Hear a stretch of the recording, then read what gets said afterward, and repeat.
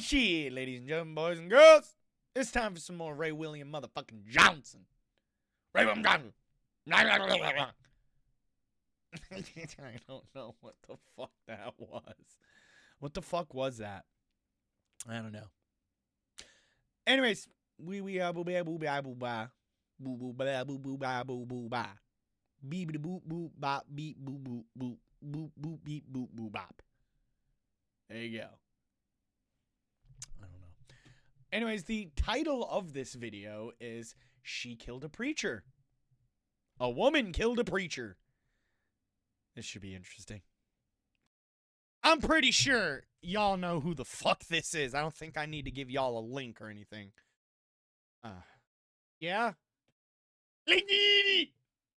So this anger management counselor is about to get mad and shoot a pastor. Now the counselor's name is Latasha, and Latasha is about 37 when all this starts, and she's living in Little Rock, Arkansas, and she's a social worker and an anger management counselor. But Latasha has a problem. Her marriage is in a really bad place. Things just don't seem to be working out. And one day in 2017, she decides to get some counseling from this pastor that she had met through her church. The pastor, his name is Brodus. So she meets with Pastor Brodus for their first session, and I guess Latasha must be feeling a connection because she starts telling him everything about how she's... Hey, yo, she getting a little too comfortable too fast. Feeling a lack of love in the relationship with her husband and how she doesn't feel emotionally fulfilled and whatnot. And I guess Pastor Brodus is saying all the right things back, and it goes so well. Like what exactly? Fucking preachers and pastors. You never know with them creepy motherfuckers, you know? That Latasha decides to meet with him for a second session. Here's the thing about this second session, though. At this session, Pastor Brodus starts looking at Latasha like she kind of fine. And I guess as she's telling him more and more about her failing marriage, he feels like this is his moment to make a move, and he and Latasha start making out. And one thing leads to another. Well, that now took an unexpected turn. I was not expecting that. And pretty soon, they are a-smashing. And this is great for Latasha. I mean, suddenly she's getting everything that's been missing in her marriage. So from here, she and Pastor Brodus decide to start a relationship. Here's the problem with them starting a relationship, though. Not only is she still married, but Pastor Brodus is also married. Ooh, they be cheating. Okay, I'm gonna make a prediction, right? I'm gonna make a prediction. Okay, so both Pastor Brodus and the other bitch's significant others, they both find out. The pastor and that bitch end up together, and then the pastor's wife and the other bitch's husband, they get together, and then the pastor and the other woman, they stay together too. It crosses. Something like that. I don't fucking know. I don't know. I don't know. I don't know. Yeah, damn it, I hit the wrong button. So they gotta keep all this side smashing a secret. Now, during this secret affair, Latasha actually starts going through the process of getting a divorce. Oh, here we Pastor go. Brodus does not. He keeps his marriage going. And he also lays down a list of very strict rules for their secret affair. He tells her she has to download this specific messaging app where their messages immediately disappear after being seen. He tells her that she... Snapchat? So Snapchat. Got it, Snapchat. She has to pay her own way when she goes on trips with him. That way his bank statements don't tip off his wife. Not only that, but he seems to be a somewhat controlling guy. Like, when they stay in hotel rooms, he orders her to always be naked. And he'll legitimately get angry at her if she forgets, or if she, gets cold and puts clothes on. And at some point, he starts to... Fuck? What the fuck?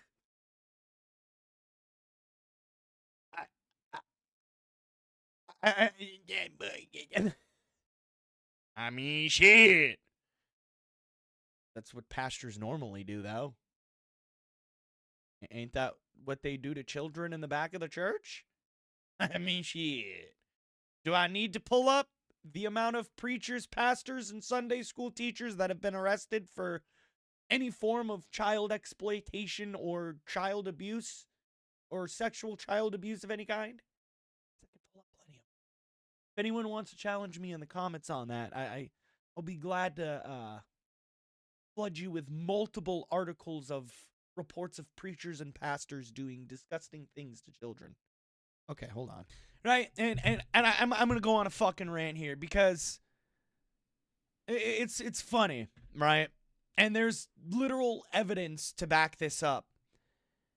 Children are more safer at a drag show than they are at a church. Children are more safer under the supervision of drag queens than they are under the supervision of any kind of religious preacher. That's a fact, by the way. A lot of right-wing conservatives and Republicans like to deny it. Of course, it's kind of fucking weird that they obsess over children's genitals.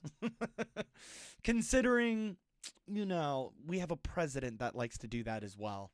And also considering we have a president that's been caught doing that. Remember the time Donald Trump said that he would go into underage girls' dressing rooms during his beauty pageants and watch them change bare naked?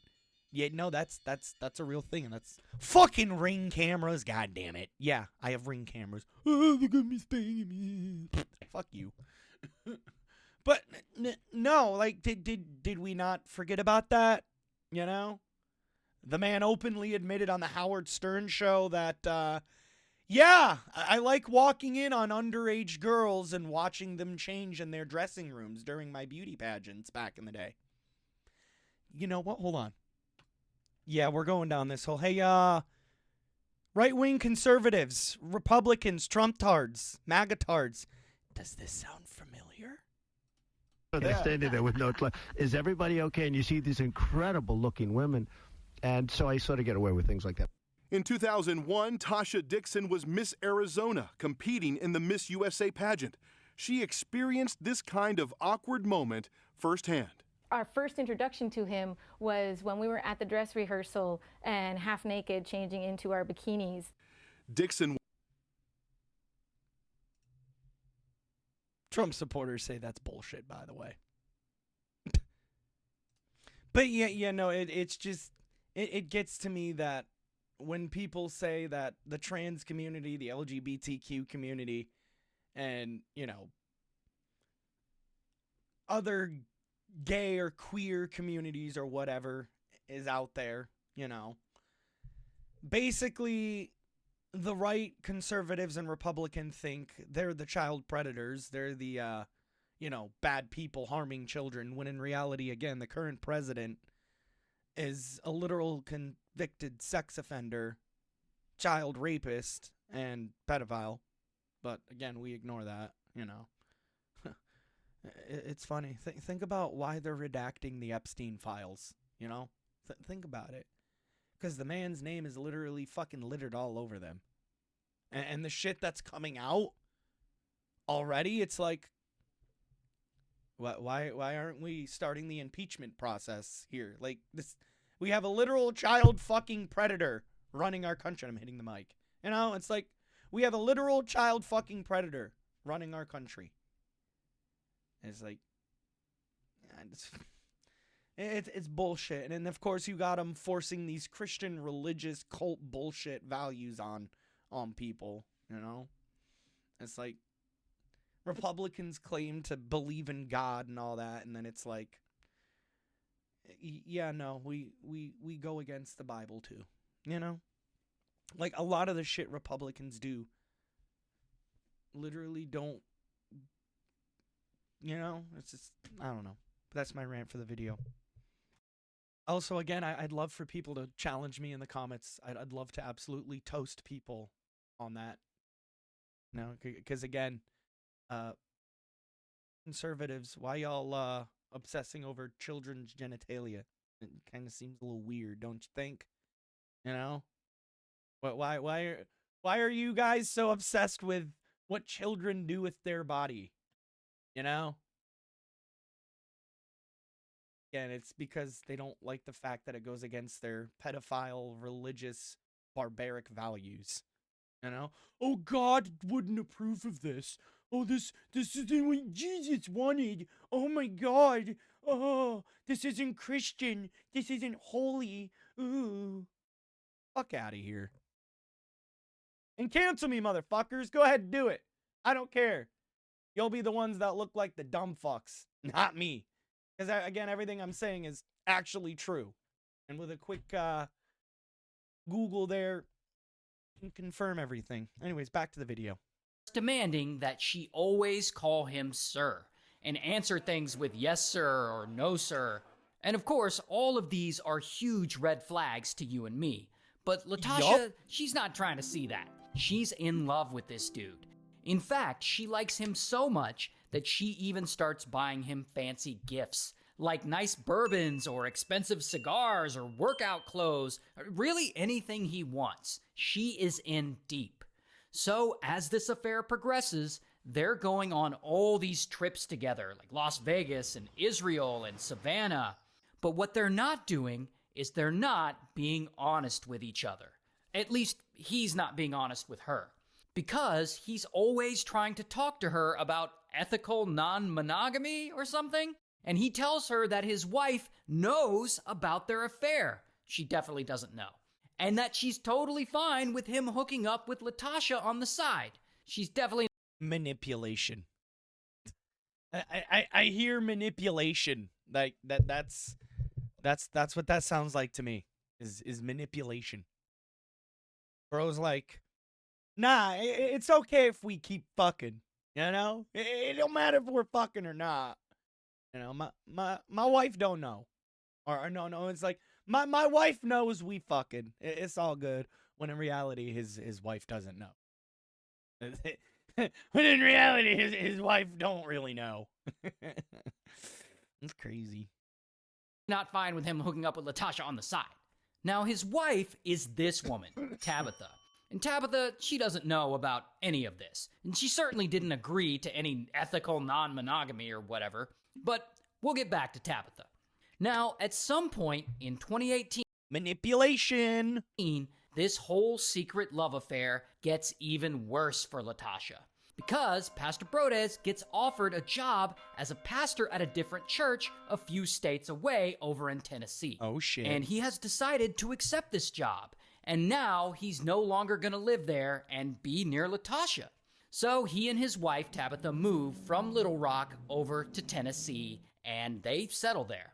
But Latasha, she is not ready to let this relationship go. So she and Pastor Brodez do the long distance thing, and this works for a while. Oh, but God. Then in 2019, Pastor Brodez suddenly changes. He starts acting emotionally distant from her. And one night, they decide to meet up, and they end up meeting at this hotel. And on this night, he's acting very different. Like he's all mean to her now, and he's like rough with her, and just not romantic at all. And Latasha, she's feeling all kinds of ways about it. Like that things with him are never going to be the way she wants. So she goes and she gets a gun from somewhere, we don't know where, and she goes back to the hotel room to unalive herself in front of him because she wants him to feel, oh, God damn! We going that far? Fuck. Bruh, okay, this took a turn. Holy shit. I was expecting this to be the part where she fucking shoots his ass. Not, okay, wow. Yeah, this took a turn. as bad as she's feeling. And luckily, Pastor Brodez is able to talk her out of it and take her gun away from her. Now, At this point, I'm sure Pastor is feeling like Latasha and this whole long-distance affair has just become a lot to handle and potentially a liability for him. So, not long after that, he decides to break up with her. And he does it by sending her a disappearing text, which is just cold. And of course, Latasha is absolutely destroyed by this. Like, how could he do this to her after all they've been through? So she goes and she buys herself another gun because she plans on unaliving herself. Then she starts driving to a local park because that's where she's gonna do it. And along the way, she decides, nah, she wants to talk to Pastor Brodes one last time before she unalives herself, I guess to get closure. Bro, this is fucking deep. I was not expecting it to go this fucking far. So she drives from Little Rock, Arkansas, all the way over to Tennessee. And there she just, shows up at this cigar lounge that she knows that he goes to a lot. And of course, he is there, and they start talking. Now, we don't know for sure what they talked about there, but allegedly, the pastor tells her to drive over to his apartment, and he'll meet her there, and that together they can confront his wife Tabitha and talk to her about their relationship. So she heads over to his place. And when she gets there, Tabitha lets her in. They apparently know each other from church. And Latasha lies to her and she says that she's in town for a conference or something, and the two of them start catching up for a bit. Then Pastor Brodes comes home, and immediately he acts like he doesn't know why Latasha is even there. He's like, oh, what brings you to town? Where are you staying? Stuff like that, which is not how More manipulation. Latasha thought this conversation would go. And she is convinced that they need to be talking to his wife about how she and him are seeing each other on the side. So as this conversation goes on, she's getting more and more angry and more humiliated. And eventually she's just like, okay, I'm just gonna go then. And she asks Pastor Brodes to walk her out. But he refuses to do it. And for some reason, he volunteers his wife Tabitha to do it. And this is when Latasha finally just snaps. She has had enough of this guy's nonsense. So she takes that gun out of her jacket and she points it at Pastor Brodes and she screams, "You broke my heart!" And then, blam, blam, blam, blam, blam. She shoots him at least 5 times. Then she points the gun at Tabitha and blam, she shoots her in the shoulder. Now, unfortunately, Pastor Brodes doesn't survive. He did. But luckily, Tabitha does. And after all that, the bitch left witnesses? You're not supposed to fucking leave witnesses!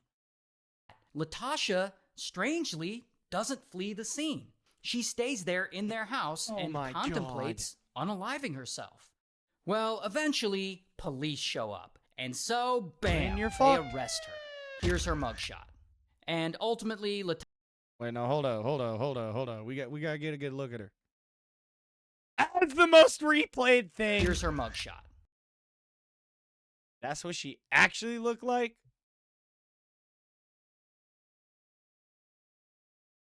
I'd give her about a 5.5 out of 10. And ultimately, Latasha goes to trial. Yeah, see, Ray, you're being a little too nice. They arrest her. With the picture. Here's her mugshot. Yeah, see. Yeah, no, see.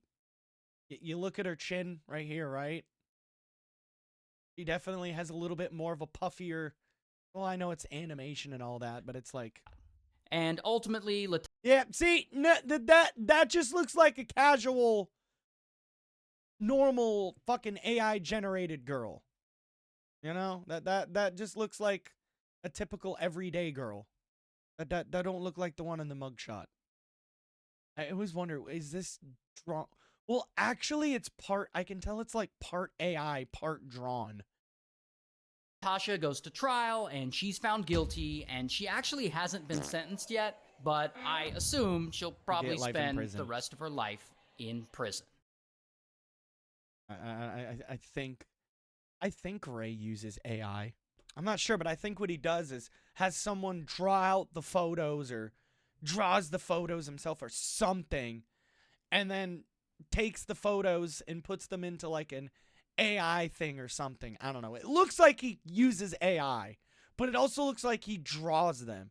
I don't know. How does Ray do his stuff? Let me know in the comments. But there you guys go. Sorry the video's been late. But, yeah. Follow me on Twitch, JMosier710, and on Kick, JMosh420. See you on the next one. Peace!